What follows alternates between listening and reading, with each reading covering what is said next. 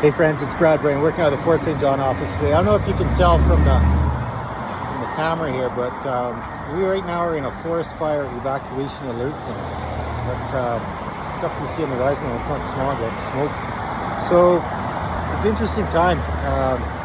One of the things that happened is the day the alert got announced, everybody had the exact same thought occur to them at once, which is, hey, I better fuel up. So it was pretty interesting lineups at the gas stations. Oh, you can see the sun peeking through there. The sun's always interesting with the smoke. Last night was red.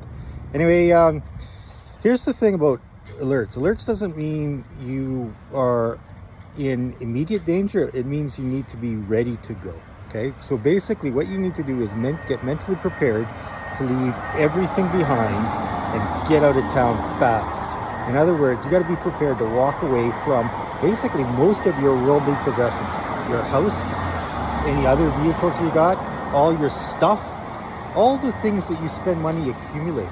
Now this is why this is interesting. Now people react to alerts in different ways. Some people, they don't cope with it very well. You really struggle with this idea of letting go of things. Not me. For me, it was super easy. Part of it is I've been in these situations before. Each summer, I've vacationed in the Okanagan, and fire's been terrible in the Okanagan lately. So I've been in some really scary alert zones before, where I was 100% prepared to let my travel trailer burn to the ground.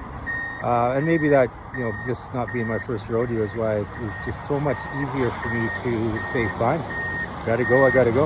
It was a pretty easy decision for me because I got horses, and I'm taking the truck and the horse trailer. There was no other question of it. Like, what am I going to take? It's the decision was made for me by not wanting to let my horses fare through a forest fire on their own, right? So here's my point of all this, is that we spend a lifetime accumulating stuff, all this stuff that we think is important, but really how important is it if it's just a non-decision to walk away from it if it comes to it, right? And why there's an implication of that is your finances are absolutely affected by how much money you spend buying stuff that really isn't all that important.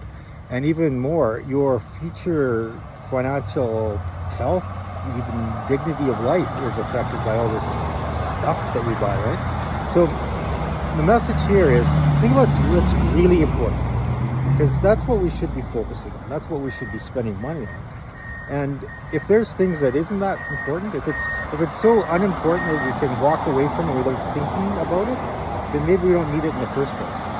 Okay, I hope you're doing well. I think we're going to be safe. I got fingers crossed, but the weather started to cooperate a little bit for the forest firefighters, so that's good. And hopefully we all get through this safely, and just a little bit of minor disturbance to our daily routines. Okay, all the best to you. Take care. Bye-bye.